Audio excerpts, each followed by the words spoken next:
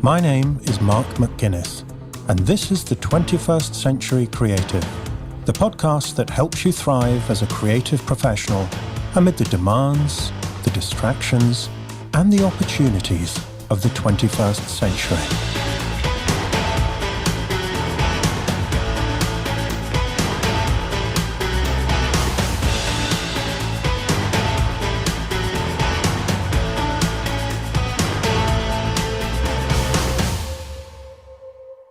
Welcome to episode 2 of the 21st Century Creative. This week I have something really special for you. My guest is Steven Pressfield, author of The War of Art and a string of other best-selling books. Steve's given me a terrific interview in which he really lets rip about some of the myths about creativity that hold us back. So I'm expecting howls of protest as well as shrieks of joy in response to this one. Steve has also set you a great creative challenge at the end of the interview.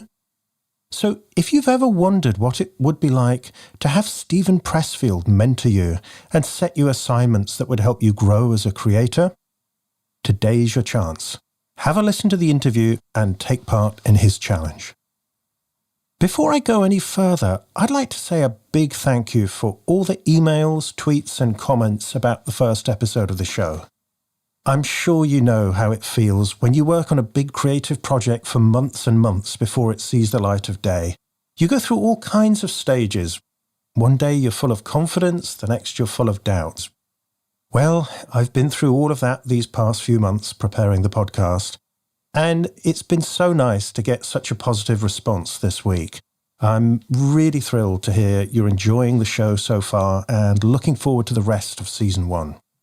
A special thank you to those of you who've written to let me know you have subscribed to the show in iTunes. If you haven't done that yet and you'd like to take a moment to do it right now, it's a little thing that can make a big difference to the show. One of the things iTunes looks for is the number of subscribers, and so it can really help a new show like this become more visible in the iTunes store. Thanks also to everyone who took part in Scott Belsky's creative challenge last week. There are 3 copies of Scott's book, Making Ideas Happen, winging their way to the 3 lucky winners. And last weekend, I sent a bonus recording with my feedback on the challenge to everyone on the 21st Century Creative mailing list. So if you'd like to get the recording with feedback on this week's challenge, go to 21stcenturycreative.fm/bonus. The final thank yous I'd like to say this week are to 2 very talented people who helped me produce the show. Firstly, Irene Hoffman, who designed the show's identity.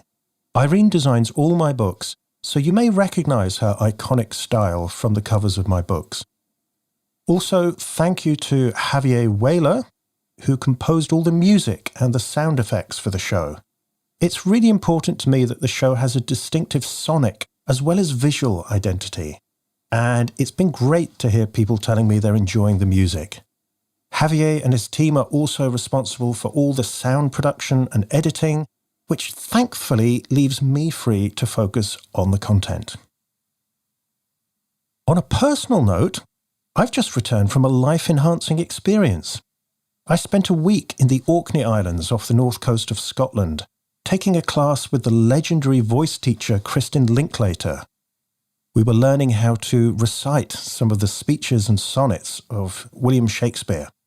Now, most of the group were professional actors who are a lot more extroverted than I am, so I was a little out of my comfort zone. I do aim to practice what I preach about leaning into your edge and stepping out of your comfort zone. And it was also terrific fun. I mean, I love Shakespeare, and having spent so many years reading him, it was so exciting to be up on the stage, speaking the speech myself. In case you're wondering, I chose the famous speech from Richard III at the beginning of the play. So you never know, I might record that and let you hear it someday. And you will definitely be hearing more about the Linklater voice work later in Season 1 of the podcast. For now, I will just say, if you're an actor or if you use your voice professionally in any way, I can wholeheartedly recommend taking one of Kristin's classes. To learn more about her courses, go to linklatervoice.com. Right, on with the show.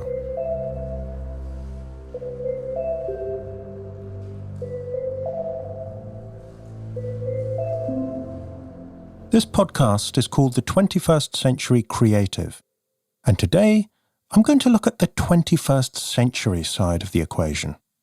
I'll start by reading a quotation you may recognize. It was the best of times, it was the worst of times. It was the age of wisdom. It was the age of foolishness. It was the epoch of belief. It was the epoch of incredulity. It was the season of light. It was the season of darkness. It was the spring of hope. It was the winter of despair. We had everything before us. We had nothing before us. We were all going direct to heaven. We were all going direct the other way. In short, the period was so far like the present period that some of its noisiest authorities insisted on its being received for good or for evil in the superlative degree of comparison only. Fans of Charles Dickens will recognise the opening of A Tale of Two Cities. Dickens is looking back at the late 18th century when the novel is set, from the present period, which for him was the mid-19th century. And here we are looking back on Dickens's age from the early 21st century, and you could start a novel or an article with those very same words and not look too much out of place. As the French say, plus ça change, plus c'est la même chose. The more it changes, the more it's the same thing. On the one hand, we have the enthusiasts for the 21st century. They tell us we are living at a time of incredible opportunity, with changes in society and technology opening up amazing new possibilities for creativity, collaboration, publishing and distribution, making art and making money. If you can just find your 1,000 true fans, you too can travel the world and live the life of your dreams as a creative, entrepreneurial, digital nomad ninja rock star. And you can do all of this because the means of production are in your pocket and on your desktop. Not like the bad old days when they were in the factories of big bad capitalists, or the printing presses of publishers, or the studios of record labels or Hollywood. The gatekeepers have gone away, and the creatives can come out to play. On the other hand is the voice of doom. The people telling us we are living in an age of trivia, with the attention spans of goldfish thanks to the internet and social media, where we spend more time answering email and posting on Facebook than doing meaningful work, where file sharing, piracy and the internet in general mean creators can't earn a living anymore. Musicians complain no one pays for music anymore. Photographers complain everyone's using stock photography, so no one pays for real photography. Writers and publishers complain that Amazon and ebooks are destroying publishing and killing literature. Not to mention climate change, terrorism, economic insecurity, and all those robots coming to steal our jobs. Now, I'll admit I'm an enthusiast. You would be surprised if I were creating a podcast called The 21st Century Creative if I didn't think this was a time of opportunity and possibility for creatives. But I'm human. I can feel the pressure. I have lots to do. Sometimes it feels hard to keep up. Technology can be distracting and annoying. I can get depressed by stories in the news and anxious about what life will be like for my children when they grow up. I can feel the temptation to look back at the past and see it as a golden age, when there was a slower pace of life, free of distraction, making it easier to focus. When artists were valued and rewarded, and people paid for music and movies instead of stealing them, and so on. Now, one project I'm working on at the moment is a translation of Geoffrey Chaucer's long poem, Troilus and Cressida, into modern English verse from the original medieval English. It's really long and really difficult. We're talking 8,000 lines of rhyme royal, which is a strict 7-line stanza form. It takes concentration. It's not easy to carve out the time required. I have a business to run, family to look after, email to answer, and so on. When I start feeling the pressure, I'm tempted to think it was a little easier for Chaucer when he wrote the poem in the 14th century. In those days, there was no printing press, let alone internet or phones or WhatsApp. Instead of email, a letter took days to cross the country, if it ever arrived at all. Compared to me, it seems like it was a lot easier for him to concentrate. I'm tempted to wonder if he'd have written such a long poem if he'd lived in 21st century London. But on the other hand, Chaucer had a day job as a royal customs inspector with some very difficult bosses to please. No one paid him to write poetry, so he had to do it in his spare time. He was living in a gatehouse tower above Aldgate in the city wall of London. It was really dark in that tower. The walls were 5 feet thick, and there were only arrow slits and candles for light. There was no glass in the windows, of course, and no central heating. He would have had a fire, but it must have been freezing in winter. A few hundred feet from his tower, outside the city wall, was an open sewer, so it would have stank. Under the floor was the gateway, where a stream of people, animals, and carts went in and out all day long, so there was constant noise. Then in 1381, the famous Peasants' Revolt, led by Wat Tyler, would have passed through the gateway below, and it's possible Chaucer was at home as the peasants charged into the city below his feet. So any time I'm struggling to concentrate on my translation, I think of Chaucer sitting there, practically in the pitch dark, scratching away with his quill pen, with the stench of an open sewer in his nostrils, and hordes of noisy peasants attacking the gate beneath his feet, trying to find just the right word to polish a line of poetry. And I think, on balance, I've got the better deal. So, I am an enthusiast for the new era, but I'm not blind to the downside. I don't think this is a brave new world with no problems. In lots of ways, it's more challenging and unsettling than the good old days, whenever they were.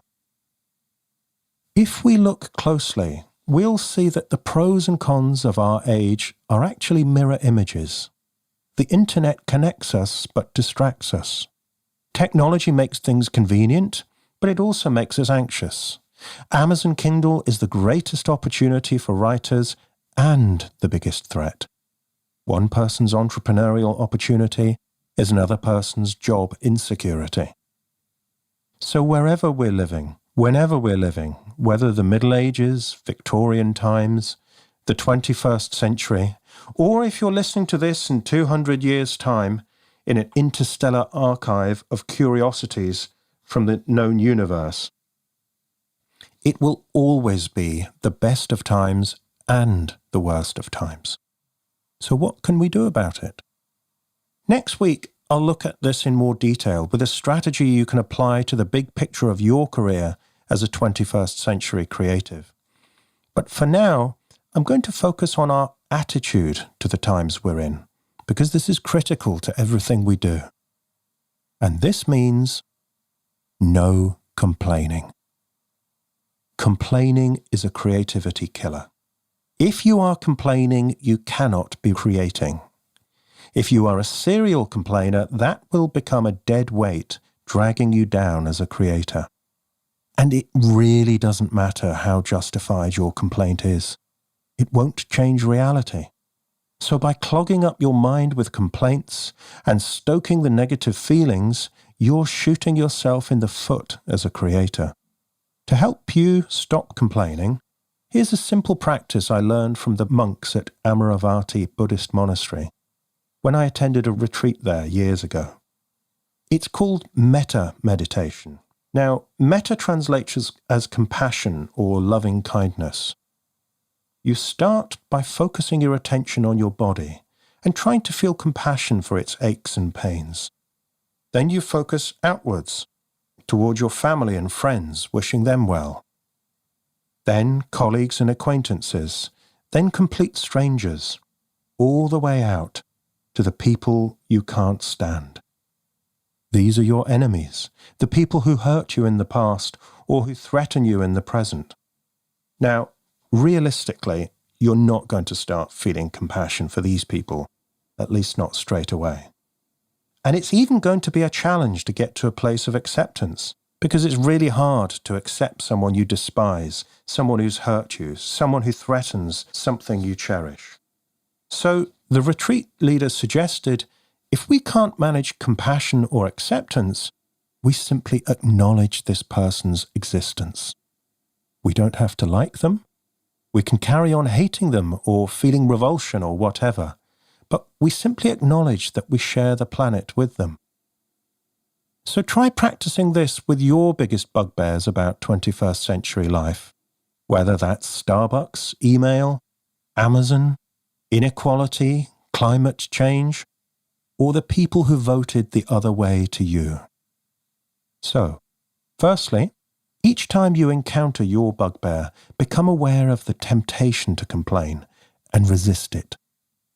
If you realize you've already started complaining, interrupt the complaint by switching your attention to what you can see and hear right around you in the moment. Secondly, instead of complaining, simply acknowledge the existence of whatever it is, and acknowledge your own negative thoughts and feelings towards it without getting sucked into it. Keep practicing this and notice the effect it has on you.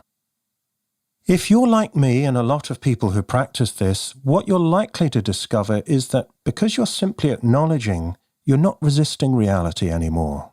So you can be more focused, more present, more creative, and more resourceful.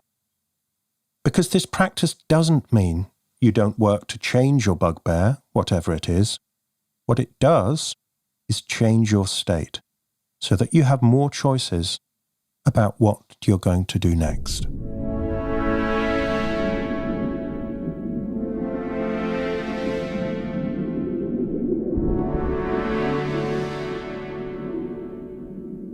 Over the past 20 years, I've coached hundreds of creatives, and I've noticed that the ones who succeed professionally, as well as creatively, are the ones who invest in their own development.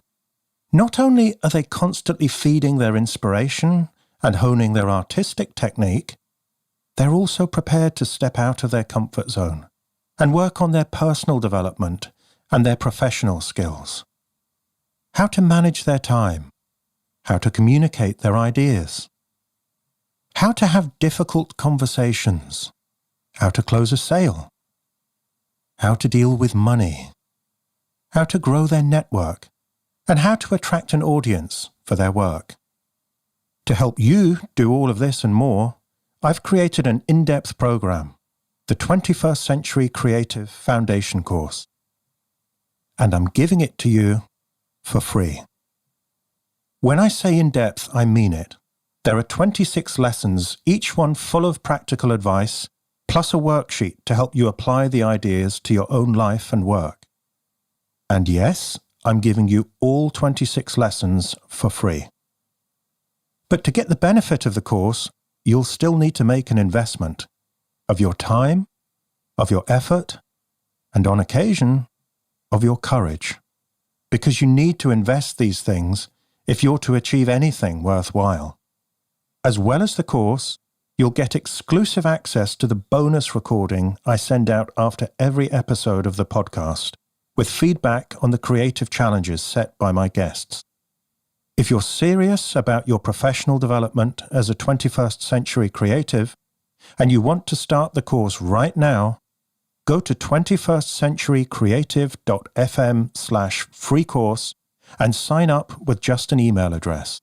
That's 21stcenturycreative.fm/free course.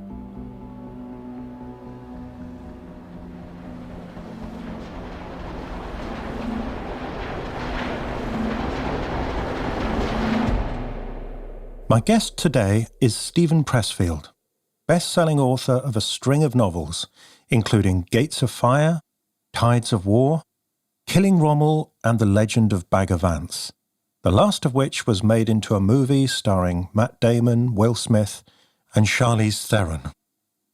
His historical novels are taught in US military institutions, including West Point Academy, the Marine Corps School, and the Naval War College.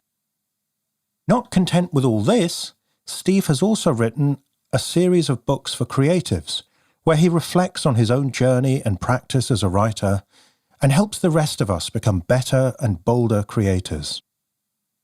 Whenever I start working with a new coaching client, one of the first questions I ask them is, have you read The War of Art yet? If they haven't, I send them a copy and tell them it's required reading. And I always get the same response. Where has this book been all my life? He nailed my problem. So, if you haven't read The War of Art yet, I urge you to grab a copy and read it as soon as possible. It's a short book, but one that can save you a huge amount of time and creative frustration, if you take it to heart. One of the things that makes The War of Art such a powerful book is the fact it's written by someone who has committed 100% to the creative life and has suffered the consequences. It's hard-won wisdom, and the book gives us glimpses of Steve's long apprenticeship as a writer wrestling his inner demons, while struggling to find the time and money to write a series of novels that were then rejected over and over again by publishers. In his latest novel, The Knowledge, Steve gives us a lot more than glimpses of his former life. He describes The Knowledge as my real-life writer's coming-of-age story and the origin tale of the War of Art.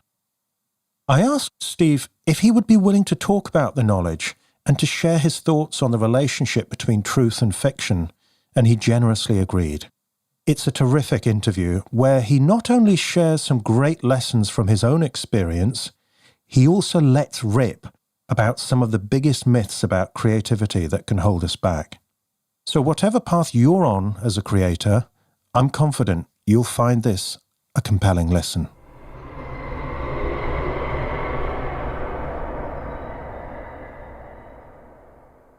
Welcome, Steve. It's great to be with you, Mark. On the inside page of every one of your books, you can see two strands of your writing in the list of your fiction and your nonfiction books. But the line between the two is often blurred. You've written novels based on true historical events, novels based on imagination or conjecture, and novels that are a mixture of true and imaginary events. You've also written nonfiction that reads like fiction, such as The Lion's Gate. In Nobody Wants to Read Your Shit, you even say at one point that nonfiction is fiction. And on your blog recently, you've written that fiction is the truth. I think your latest book, The Knowledge, is the one that draws the two strands together. But before we come to that, how do you see the relationship between fiction and nonfiction in the big picture of your writing? That's a great question, Mark. Some of my nonfiction has been, or a lot of it has been sort of self-help, right? Like The War of Art, which is in many ways sort of an overt expression of the theme that's in almost all of the novels. And the theme is sort of that life is a battle or life is a war, and particularly an internal war. As you know, as a poet, and as every writer knows that sat down in front of the blank page, it is a war inside your own head to be able to have the discipline and the patience and everything to do the work. That's my sort of self-help nonfiction has really been, like I say, just the overt statement of that. Here's what's going on inside my head. Yeah. Now, do you want to talk about The Lion's Gate a little, about what I about nonfiction? Yeah, I'm really curious about that. What I mean by nonfiction is fiction is that you need to tell it as a story. Nonfiction. If it's a memoir that you're writing, or the true story of your grandmother, and fighting the Nazis or something like that. It needs to be told according to the same rules of storytelling that a fiction writer would use. In other words, the piece needs, if you want people to actually read it, and be interested and keep turning the pages and not stop after page, 32. Meaning, when I say it needs to be structured like fiction, it has to have a climax, it has to have a hero, it has to have a theme, it has to have an inciting incident in the beginning that kind of hooks the reader. It has to have, a number of acts, act 1, act 2, act 3, or maybe 5 acts or something like that, like a drama, where the progressive complications unspool through the middle, and it has to pay off in a climax. And so when I was writing The Lion's Gate, which is about the Six-Day War, the Arab-Israeli War of 1967, I interviewed about 70 Israeli fighter pilots and tank commanders and that sort of thing. And so I had this enormous pile of stuff, tape recordings.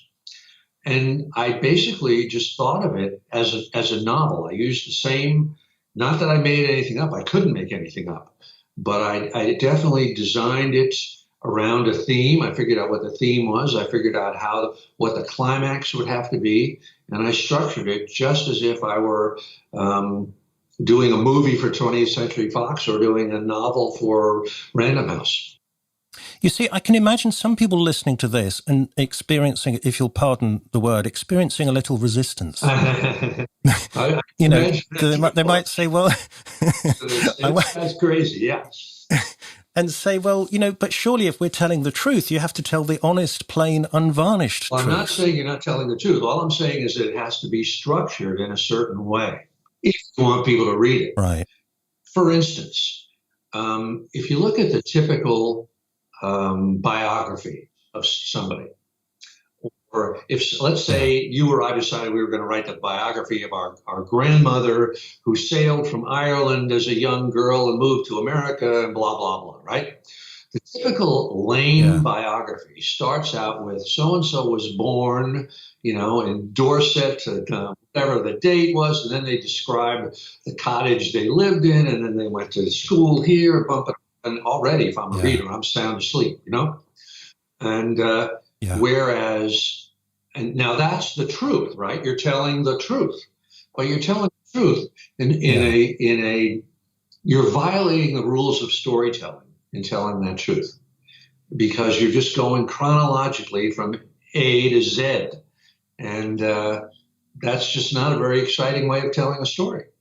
If you look at any great story, The Godfather or Hamlet or anything, would we start with Hamlet with he was born, and then we talk about him going to school, he did that and that, No. It's a bit better with the ghost coming in, isn't it? Works a little better, doesn't it? Yeah. Who was it who said, drama is life with all the boring bits taken out? Exactly. But it's even more than that. It's structured in such a way that the story starts with Hamlet's ghost appearing and telling him, hey, your dad didn't die a natural death. He was murdered. And you, buddy, you've got to, avenge it, So that if we're readers or if we're sitting in the theater, we're hooked by that. And now the story has some propulsion, some momentum, and we're going to sit still. We're going to say to ourselves, ooh, I can't wait to hear what happens next. That's storytelling. Okay, so that storytelling skill and structure is what hooks us. We're in trance, we're glued to our seats, or we're glued to the book, and we want to know what happens next, and it gives us excitement. And by the way, Mark, that doesn't have to violate the truth if you're doing nonfiction. Right. You just pick something that truly happened, but that is an inciting incident, what a dramatist would call an inciting incident. But does it give us more than excitement? You've used the word the truth quite a lot. Is there some aspect of the truth that comes out through this structure? That's a great question. It's a great question. And the answer, as you know, is yes, yes, yes. Because in an inciting incident, in other words, that moment that hooks you in a story, when the story begins, when it literally begins, when you pass the point that is what you might call setup, if it's a true, great, inciting incident, the theme of the story is embedded in that inciting incident. And not only is the theme embedded, but the climax of the story is embedded in the inciting incident. To give you like a really crass example, you know those movies with Liam Neeson called Taken, where his daughter, yes, his daughter gets kidnapped, right? And there's right. For those people who are listening who haven't seen the movie Taken, Liam Neeson's daughter gets kidnapped by some bad guys at the very start of the movie. That's kind of the setup. And then somehow they call him, or he calls them, or something, or they demand a ransom. And he says to them on the phone call, he basically tells them that he's a killer himself. You know, he was like a spy or something. And he says, I've got a very special set of skills, and I'm going to use them to bring you to justice unless you give my daughter back to me right now. And the guy, the villain on the other end says, good luck, and hangs up. So that's the inciting incident of that thing. Now we're sort of hooked, but also built into that inciting incident is the climax, in the sense that as we're moviegoers and are watching this, we know the climax is going to be Liam Neeson catches up to the bad guys and it gets his revenge, right? And that's, in fact, what pulls us through the story. So anyway, that's another sort of storytelling principle. So just so we're clear about the terminology, the inciting incident is something that happens that gets the story rolling. It gives the main character their motivation. Yes, and it also, it's the moment when the hero, or the main character, acquires his or her purpose. For instance, when Hamlet's ghost appears, when his father appears to him and tells him, right, I was murdered by my brother, your uncle, and he's now sitting on the throne of Denmark. And at that point, Hamlet acquires his purpose, right? He has got to bring about justice somehow, right? Right. And it's another thing that in storytelling principle that obviously propels us into the story, because the story is, as you know, Mark, it's the hero, the protagonist, overcoming obstacles to achieve his desire or his want or his need. So the inciting incident is that moment, like with Liam Neeson. The phone call tells him his daughter's kidnapped. Now we know what his purpose is. I'm going to get my daughter back. And that's really the rest of the movie. So the structure really reveals the purpose or the meaning, the inner truth. Yes. And the structure is based around the theme of what the story is about. So let's say the Lionsgate, let's say I or anybody who's going to tell the story of the 6-Day War. So it has to sort of start with the enemy, 5 Arab nations, rolling their tanks up to the border of Israel and declaring that their aim is to wipe Israel off the map. So when Israel sort of gets its act together over the feuding sides of should they appeal to the UN, blah, blah, blah, blah, blah, and they decide, okay, we're going to attack first. That's the start of the story. So if I'm telling that true thing as a story, I'm thinking, it's nonfiction, but I'm thinking of it like fiction. And I'm thinking, I need an inciting incident. I need a climax. And I'm going to structure this vast pile of material that I have in that way. Okay, well, then that brings us quite neatly to the knowledge, because here, obviously I've read the book and I've read your writing about it. As I understand it, this book was born out of a long struggle that you had to express a personal truth, or to tell your own story. And, well, maybe you could say a bit more about how you resolve that. Yeah, okay. So it's so hard to talk about something of your own stuff. But The Knowledge is a novel set in New York City in the 1970s, at a time when in my real life I was actually driving a taxi cab and struggling to be a writer, to learn how to be a writer.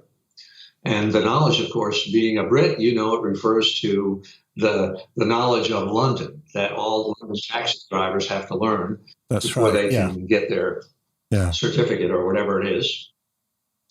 And so the book started, again, we're talking about fiction and nonfiction, Mark, here. It started with real life events that truly happened to me as being struggling to be a writer. And from there, I sort of used that as kind of the spine and the theme of the story. And then I proceeded to kind of tart it up with invented stuff that heightened the drama. So it became fiction, even though it started as truth. Right. And, because I think you said a lot of it was about you, the struggling writer, it's kind of hard to make that dramatic or cinematic. Right. That's why it had to be tarted up. Yeah. Right.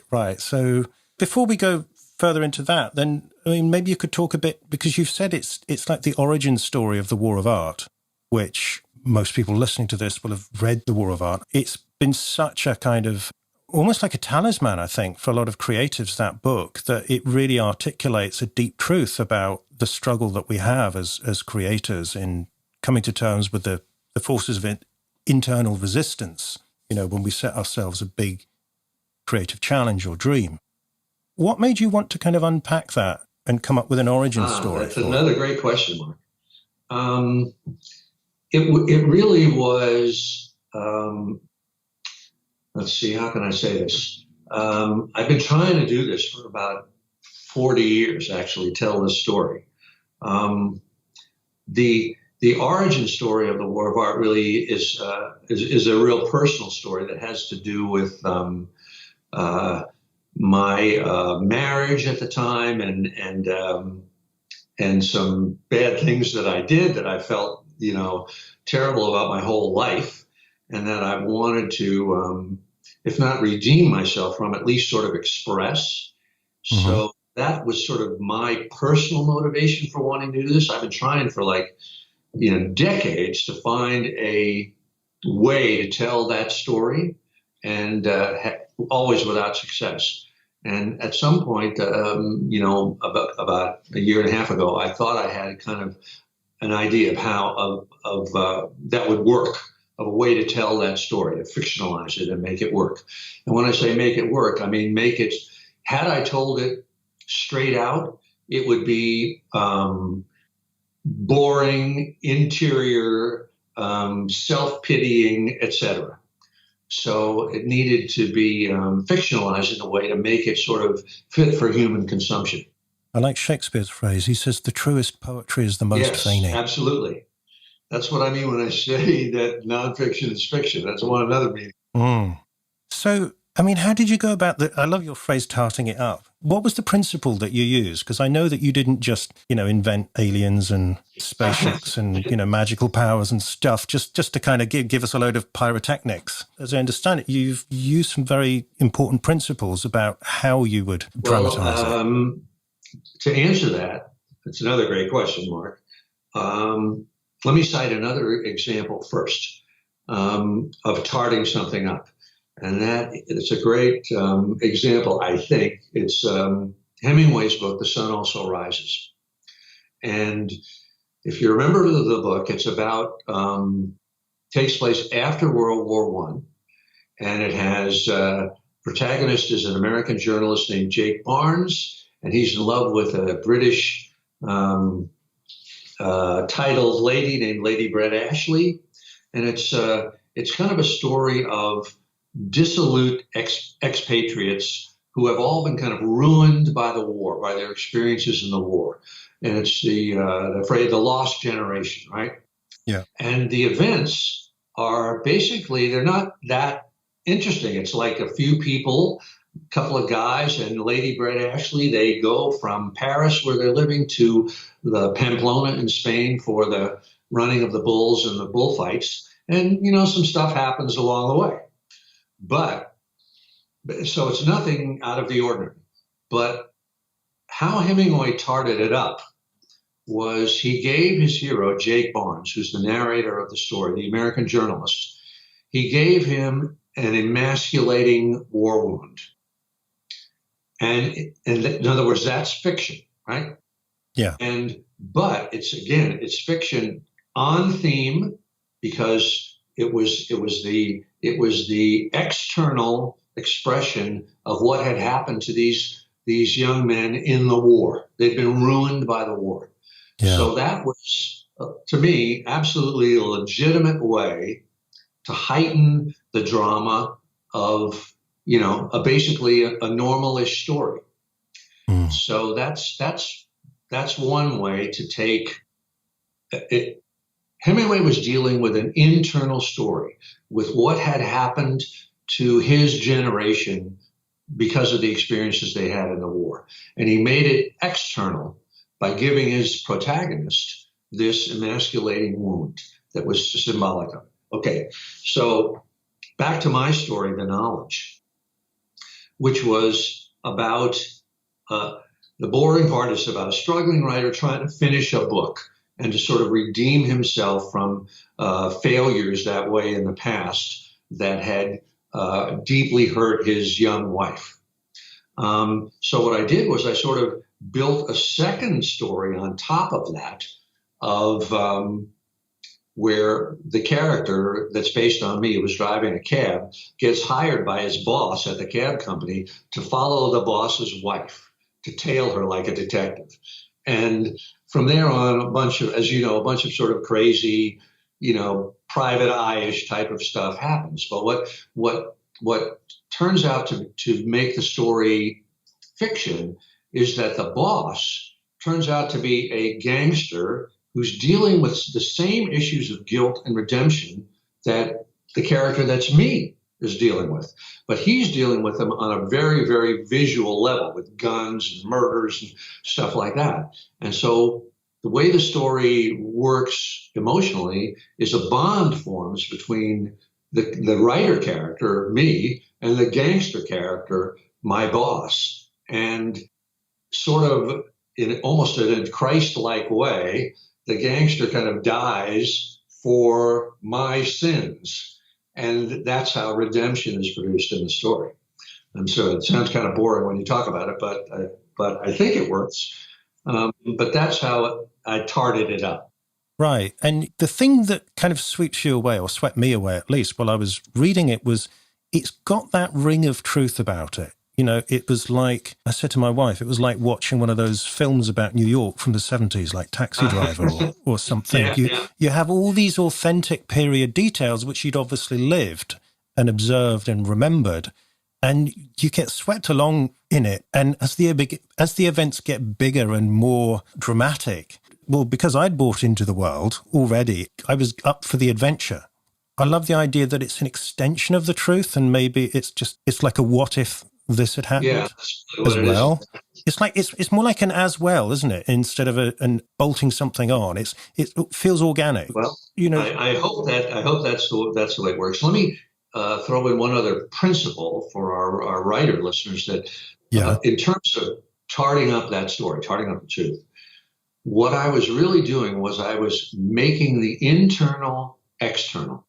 Right. In other words, I was taking the interior drama of a writer struggling to write a book, which, as you say, is not cinematic, it's boring, it's tedious, but by making it a sort of a private eye story, I could bring in things like car chases and guns and, shady women and things like that, and make it external, make it visual, make the invisible visible.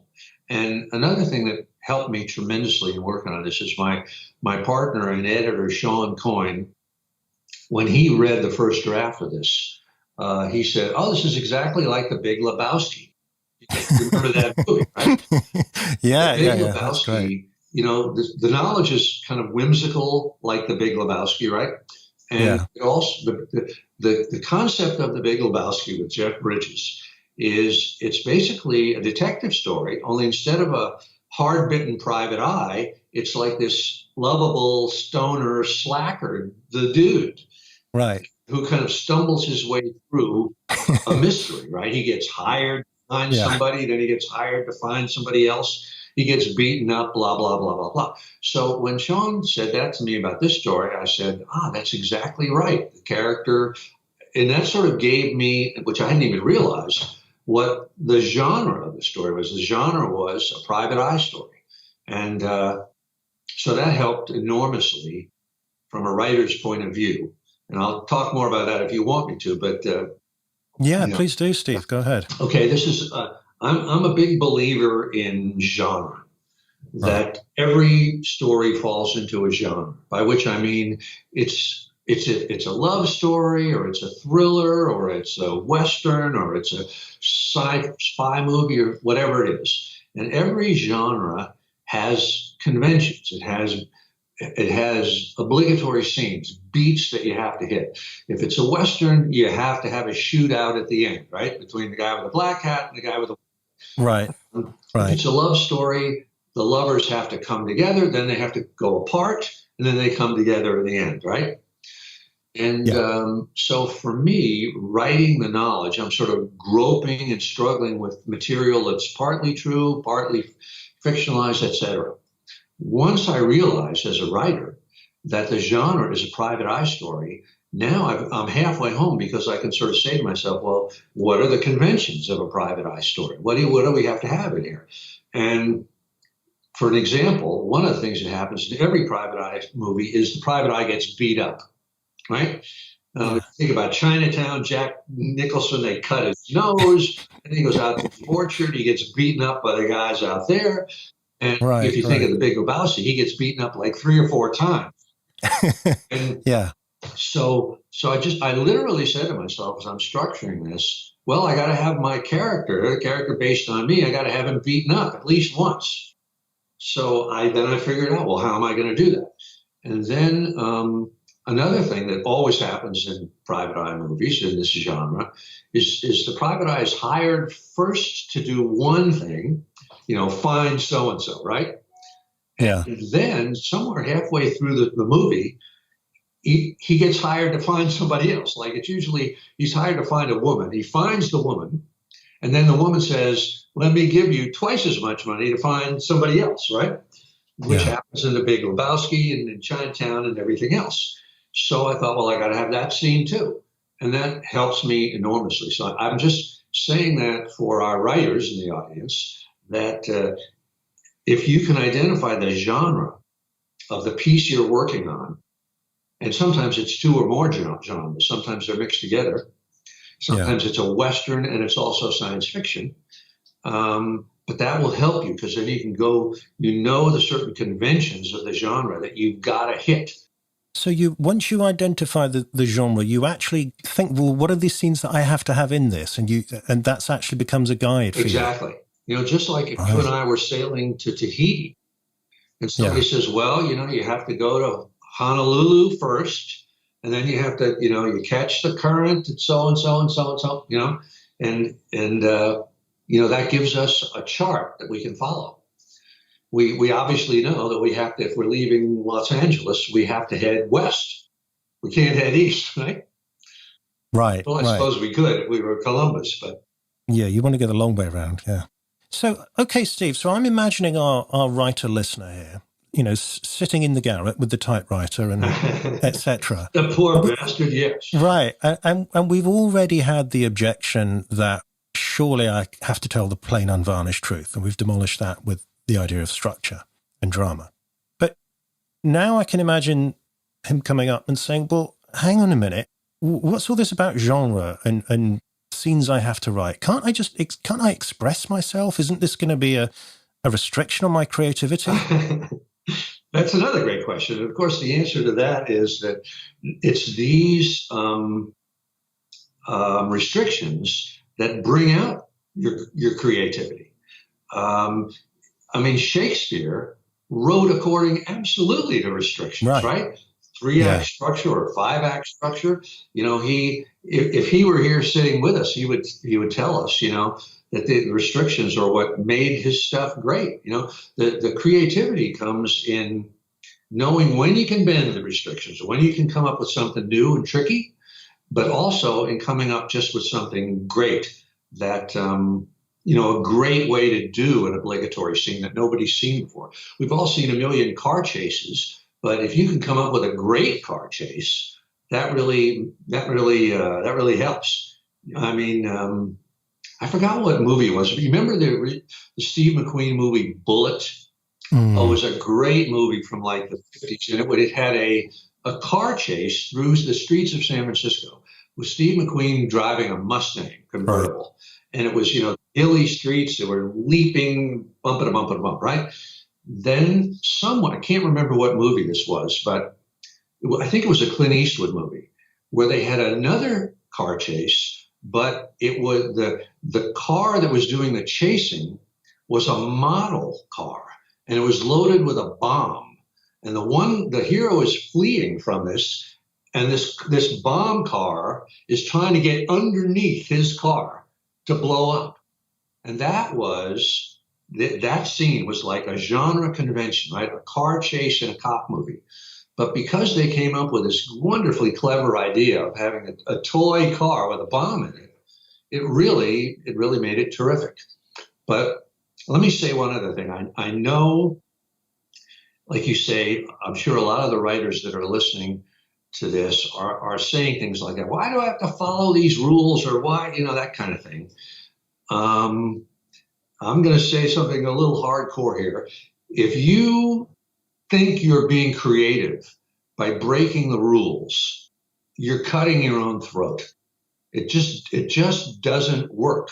Stories work for a certain reason because our psyche, the human psyche, has a built-in structure of story receptors, and they're in rough terms, they're based on the hero's journey, on the various myths that Joseph Campbell and C.G. Jung have identified.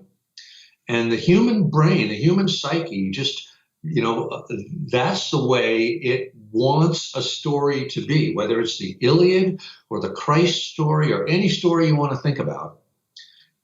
We can bend it, yes, this way and that way, but within reason, we have to follow these structures because we're human beings, and that's the way the human mind works.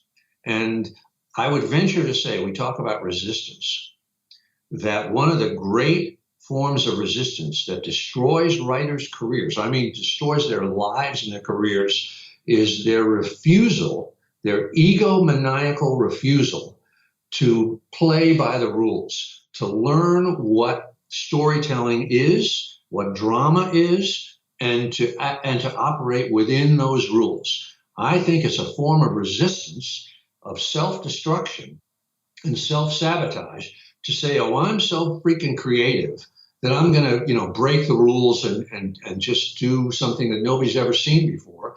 And then people wonder why nobody wants to read it, and nobody wants to make it into a movie. There's a reason. Sorry, I got off on a rant there, Mark, but... I love it, Steve. Music to my ears. There's several things coming up for me. One is the great quote I love from Banksy, the artist, who said, most artists are prepared to make any sacrifice for their art, apart from learning to draw. That's a great one. The idea of originality is really quite a recent one. If you look back at the history of art and writing and storytelling, going back thousands of years, the idea that you would somehow break all the rules and reinvent things overnight, it's a very, very late idea. Go back to Shakespeare again, and he and his chums, they weren't trying to be original. They were trying to do something that accorded to classical models. That the past was held to be the gold standard, not the future. And I think I would say that, like, if you think about art, modern art, where they have completely broken away from, the classical representational painting. And I'm not an expert on this, but I guarantee you, if we had a painting before us right now that was nothing but one color, one tone, so that it looked like, what is this? Is some guy just took red and put it on a canvas? If we would speak to the artist, he would tell us and make it clear to us how that followed classical forms in some crazy way, that you and I might not see right off the bat. I'm assuming that the painting worked as a painting and really was art and wasn't just junk. So in other words, you can be wildly creative and wildly original, but underlying it all are the same rules. and you have to learn them. It's like Banksy says. Well, yeah. I mean, for me as a poet, the kind of poetry I tend to write tends to be quite formal and traditional in its structure. You know, I use meter, I use rhyme, I use sonnets, or, you know, iambic pentameters and all of that stuff. And there's a lot of people who will just say, you know, that's old hat. We've reinvented, you know, we've thrown all that away. And I'm thinking, really? Hundreds, thousands of years of poetic practice, and it's really not worth our consideration? You know, and it's like, you know, your artist example, one reason that artist would be able to tell us is because they love art so much that they would have consumed, you know, they would have looked at all the other, you know, the whole history of art, just as any great poet will have read, you know, the great works of the past. And, you know, the same with a novelist. I mean, if you don't love the art, why are you practicing? And I would bet too, Mark, that if we got out like some avant-garde poetry, the farthest out there is, and showed it to you, that you'd be able to show us how it might seem like it's breaking all the rules, but it isn't, you know, because you know what you're talking about. I don't, but I'm sure you would be able to show us how it did, you know, work within, you know, it obviously broke some rules, but it stayed within the, you know, cosmic structure that works. Am I right? Well, I would like to think so, Steve. I mean, T.S. Eliot, who's kind of one of the poster boys for modernism and, you know, shattering the old forms, one of his quotes that stayed with me was, and people were talking about free verse as opposed to the supposedly chained verse of the past. And Eliot said, look, there is no such thing as free verse. If you're writing, then the tradition's always going to be there. And not just the tradition, but just kind of the principles of how language operates. There's certain effects, there's certain principles that are naturally going to affect the reader and therefore the writer. Yes. So you can't kind of escape that. Okay, well, I'm looking forward to a full mailbox of protests when this goes out. Okay, well, staying with the knowledge, yeah, and you've written a great series on the blog, which I'll link to in the notes for this show, about how you wrote the knowledge and the relationship between truth and fiction in it. And one of the things that intrigued me is where you said that certain characters in the knowledge were designed to represent aspects of Stretch, the main character, his character in struggle. So the cat, Teaspoon, represents the muse. The gangsters who represent, you know, who beat him up and give him a hard time, represent different aspects of distraction. But, I mean, it doesn't read like the kind of allegory that we get in something like, say, The Pilgrim's Progress, where he's really hitting us over the head with names like the Giant Despair and the Slough of Despond. Yeah. And you kind of feel like you're being prodded to get the lesson. You know, I never really felt that. I mean, to be honest, when I first read the book, I enjoyed the book. I got carried away by the story. And it was, you know, only when I looked on the blog that I thought, oh, yeah, I guess, Teaspoon and the Muse. Yeah, that makes sense. So, you know, what kind of level do you expect us as a reader? Do you expect us to get this kind of themes? I can say for myself as a reader or as a moviegoer that a lot of times I don't get it at all. You know, I don't get it consciously. If I watch The Godfather, I'm not necessarily aware that Fredo represents one form of the young prince, and Sonny represents another, and Michael represents another, and the Godfather himself represents, you know, the king, whatever. But unconsciously, I'm getting it, and I think that's how anybody experiences, you know, a narrative or a piece of art. But I think from the point of view of the writer, in fact, I'm just reading right now. Have you heard about the Godfather notebooks, I think it's called, that just came out? No. Oh, this is great. It's Francis Ford Coppola put it together. Apparently he kept notebooks when he was adapting Mario Puzo's book, The Godfather, to the movie. And they just brought it out. You can get it on Amazon or any place. It's really a quality, like a $50 piece. And he explains exactly how he did just what we're talking about here, how he figured out what Michael represents and what Fredo represents, really, and all that sort of stuff, and structured the scenes absolutely according to that. But it is a storytelling principle that the protagonist embodies the theme, like Hamlet embodies a theme, or Odysseus embodies a theme in the Odyssey, or Jake Barnes embodies the theme in sun also rises, and that the subsidiary characters, the surrounding cast, each one embodies a different aspect of the theme. Like everybody in The Godfather embodies an aspect of the sort of secret society within a greater society, a crime, family. So again, I'm sure the readers are saying, this is another rule, it's another formula. Where is this guy getting this stuff? I'll never do that. And I remember when I first kind of heard this stuff, I thought the same thing. I thought, I'm not going to do that. I'm way too creative for that. But when you start to study what works and you see, movies or books that you love and how they really work and they affect you emotionally, and you start to analyze the narrative architecture, you go, holy cow, that's how Shakespeare did it. Oh my God, he did it in Lear, he did it in Macbeth, he did it in Hamlet, and it works.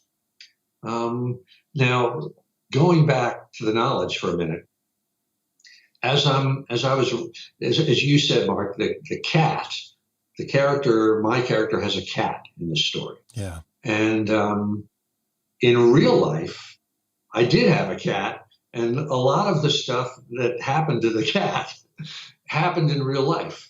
But about halfway through the story, I sort of asked myself, well, what does this cat represent? He's got to represent something. And one of the things in real life, I'm getting into too much detail, I know, Mark, but in real life, my cat used to curl up next to my typewriter, on the left side of my typewriter, so that the carriage would go over his head, pass back and forth over his head. Really? As I typed. And he would sit there for hours. And so I had that in the knowledge before I even asked myself, well, what does the cat represent? And suddenly I realized, well, he is Stretch's inspiration. He's his muse. He's his one ally in this struggle against the forces of resistance. So to beat this dead horse a little further, when Sean, my partner, my editor, read the first draft, the cat, his name is Teaspoon, had not been kidnapped in that draft. And he said to me, oh, you got to have him kidnapped. He says, the gangsters have got to take Teaspoon. And he said, it'll be like the carpet in The Big Lebowski, where Big Lebowski wants to get his carpet. Right, yeah. And I think Sean said that completely on instinct. But when you start to analyze it, you go, oh, if the cat represents Stretch's, the writer's inspiration, and the gangsters represent distraction, then the gangsters have to kidnap the cat. And Stretch has to have his purpose to get back the cat, just like the Big Lebowski had to get back his carpet. And so you can say, well, this is overanalyzing, this is whatever, but it works. Even if the reader doesn't get it consciously. I mean, enough people have read this book telling me about how they had to get the cat back. I was, consumed by that. And that was why, because they realized the cat represented more than just a cat. Right. And I'm curious about this because you say it was in the process of writing and it was a cat. Teaspoon was based on a real life cat, right? Yes. But it was only when you looked at Teaspoon through the lens of your story that you asked yourself, what does the cat represent? And you didn't ask that when you were living with the cat. Exactly. And even you would think that when I was doing the outline of the story, blocking it out of my mind, I would come to that realization, oh, the cat represents such and such. But it wasn't until I was like halfway through that I started to even ask that question, which I think is the way that a lot of writers work, and I certainly work, is on instinct. First on instinct, and then I go back and analyze and ask myself all these, storytelling questions. Are the principles being followed? Again, I think because analysis gets a bad rap among creators, but actually it seems to me like this is a really creative process for you, that actually going back and having a second look and thinking, well, hang on, what does that mean? It leads you deeper into the story, deeper into the world of, whatever the truth is that you're trying to create. I mean, this exercise, Mark, is really what an editor would do for you normally. Right. Only the writer sort of writes completely on instinct, turns in this huge pile of pages, and the editor, the process that the editor goes through, he does the analysis or she does the analysis. And she will say in her own mind, what does this character represent? And then da, da, da, da, da.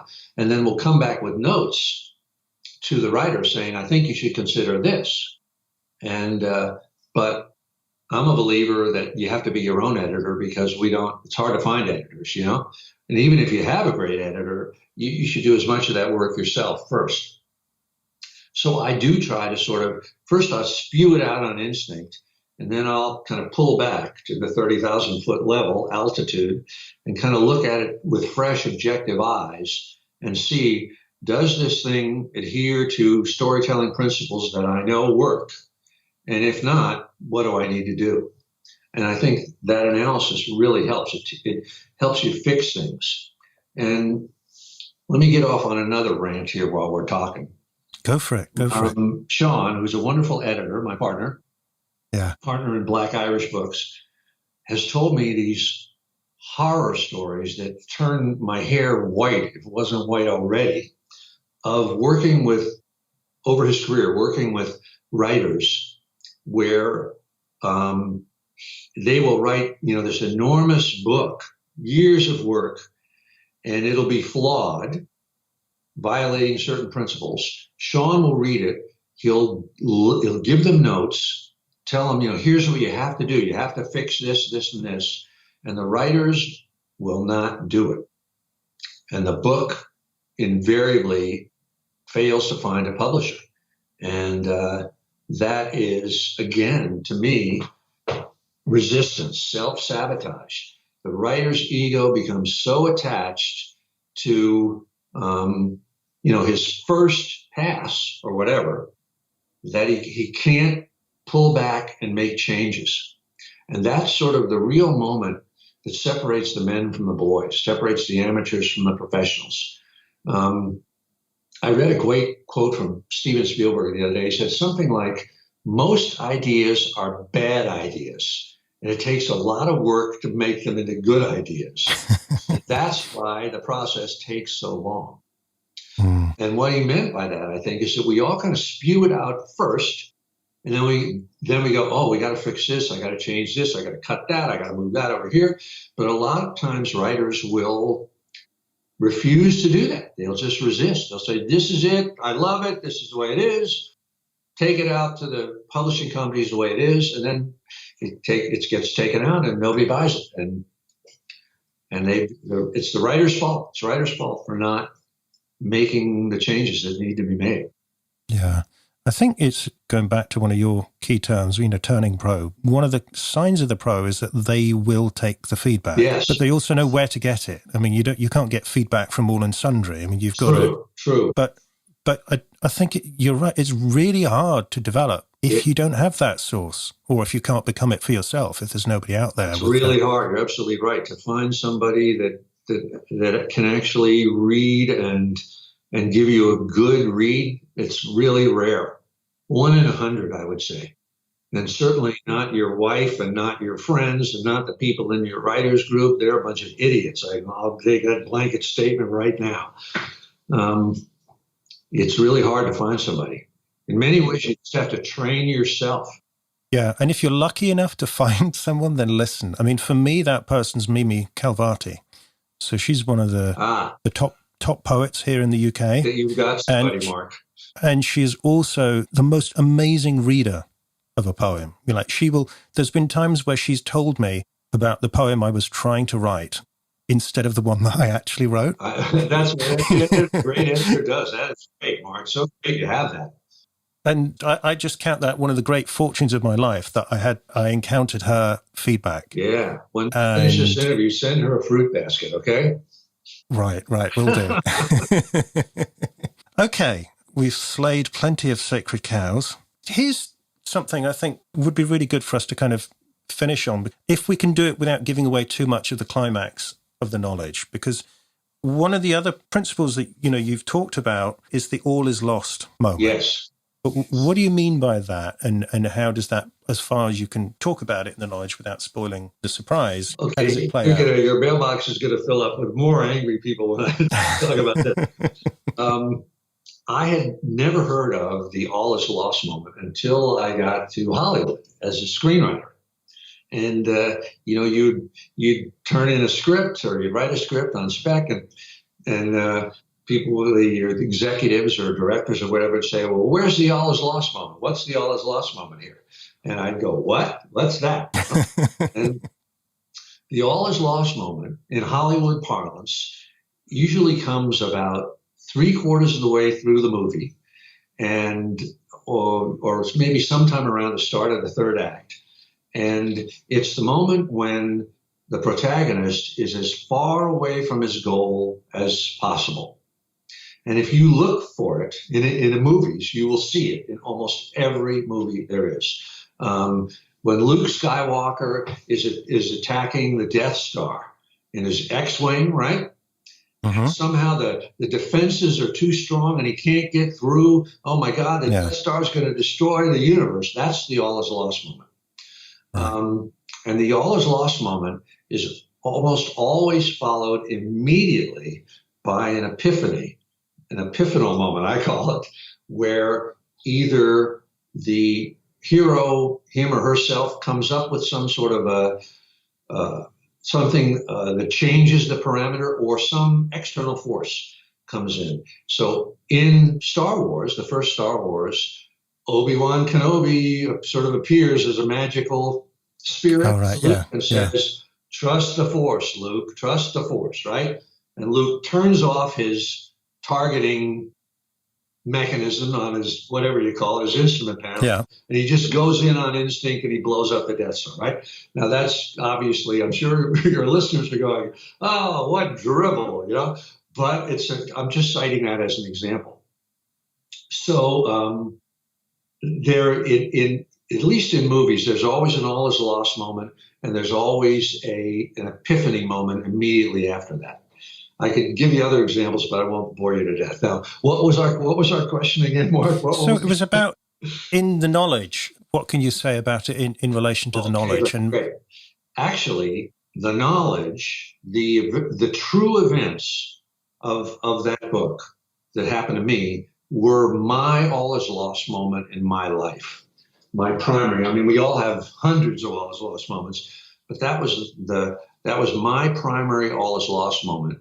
And also the epiphany moment that came right after that. And what that was in real life was I finished my third novel. The first two hadn't been published, couldn't find a publisher. They were no good. This is over a 12-year period of working on these books. I finished the third one, and it too didn't get published.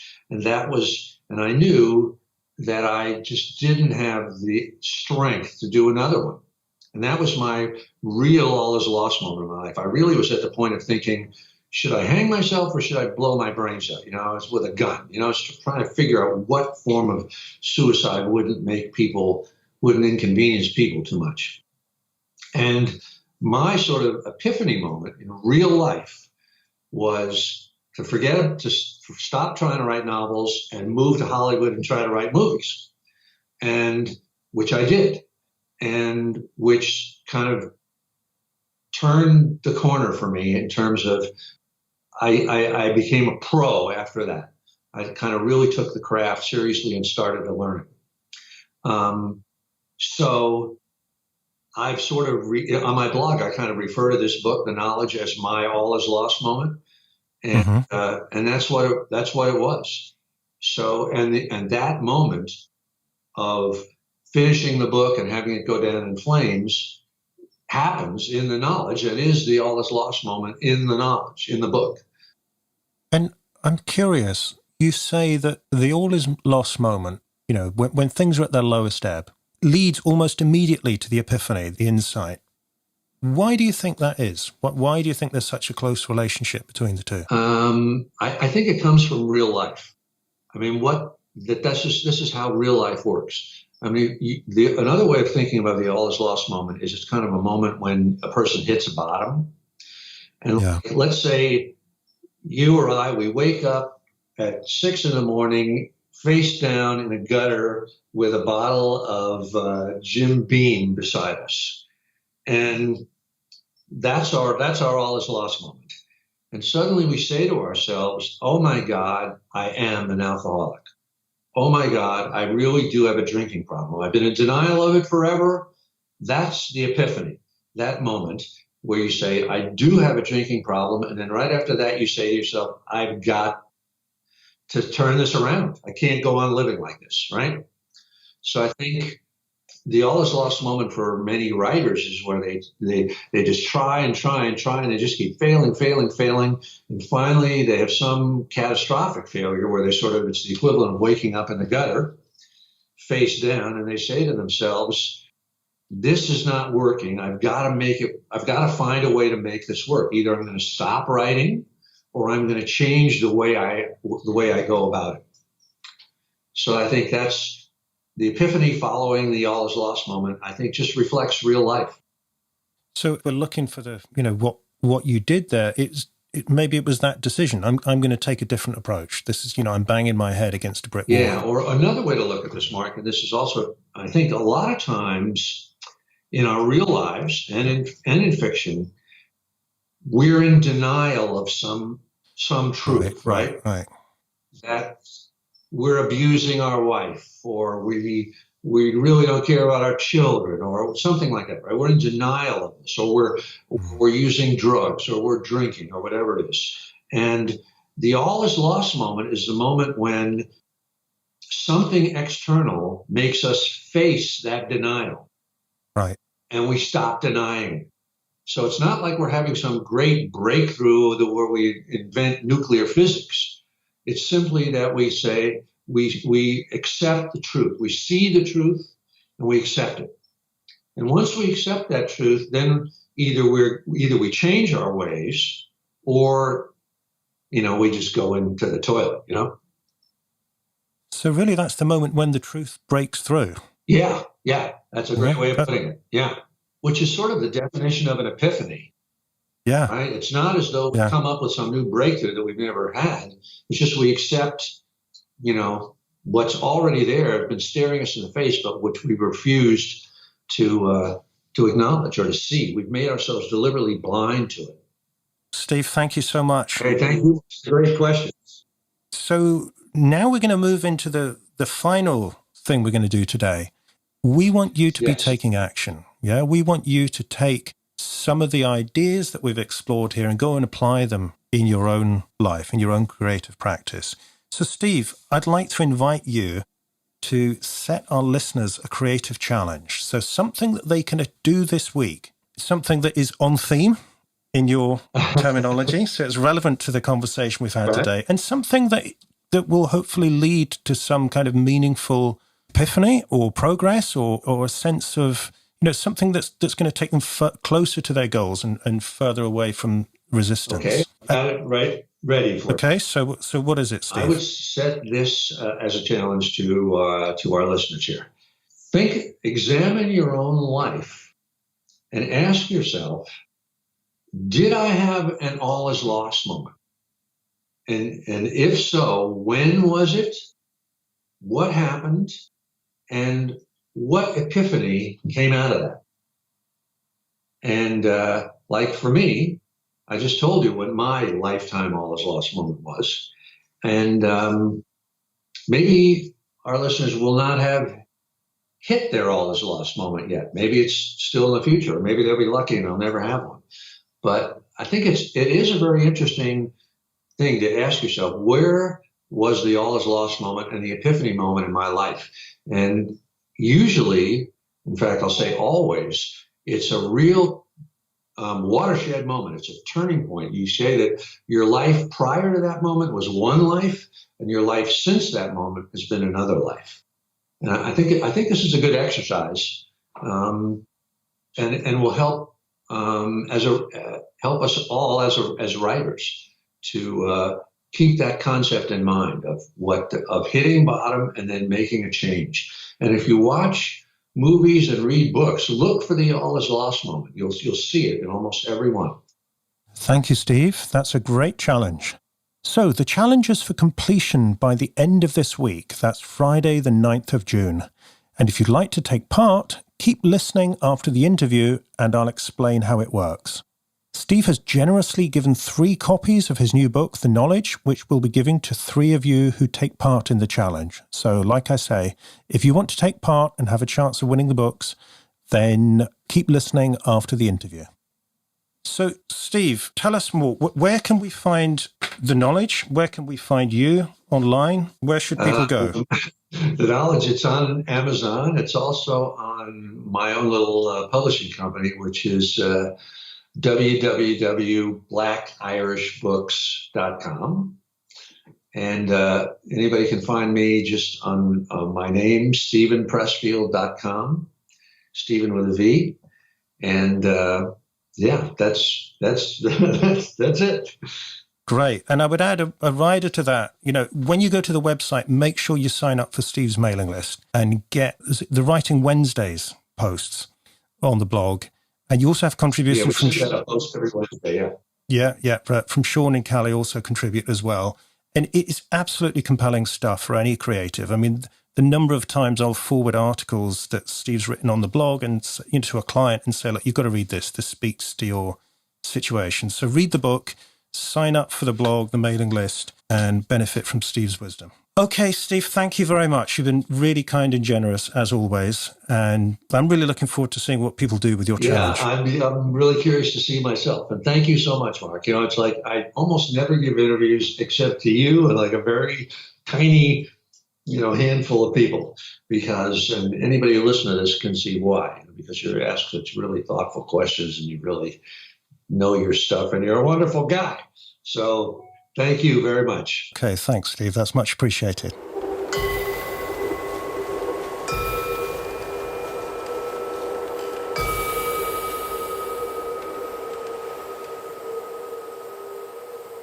In just one moment, I'll tell you how to take part in this week's Creative Challenge. But before that, if you're enjoying the podcast, I'd like to ask you to do one thing very quickly that will really help the show, and that's to subscribe to the podcast in iTunes. And if you could take a few moments to leave a short review on iTunes, telling people what you like about the show, that would be even more helpful. That's because iTunes pays very close attention to the numbers of subscribers and reviewers a podcast has. So the more people who subscribe and review, the more visible it will be in the iTunes store, and the more new listeners will find the show. This is especially important in the first few weeks of a podcast. So by subscribing and reviewing, as soon as you hear this, you're giving the 21st Century Creative the best chance of success. It will also help your fellow creatives discover the show and benefit from the ideas in it. And of course, it helps you as well, because every episode will be delivered to you on your phone or wherever else you like to listen, as soon as it's released. So, please visit 21stcenturycreative.fm and press the big purple subscribe in iTunes button. Or, if you're listening on your phone right now, you'll see a subscribe button right inside the app. And if you'd like to go to iTunes and leave a quick review, that would make my day. Thanks so much for supporting the show like this. It really means a lot to me.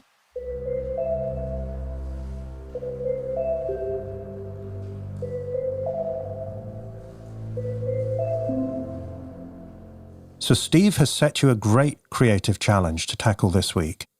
If you want to take part, here's how the creative challenge works. In Steve's words, the challenge is to examine your own life and ask yourself, did I have an all is lost moment? And if so, when was it? What happened?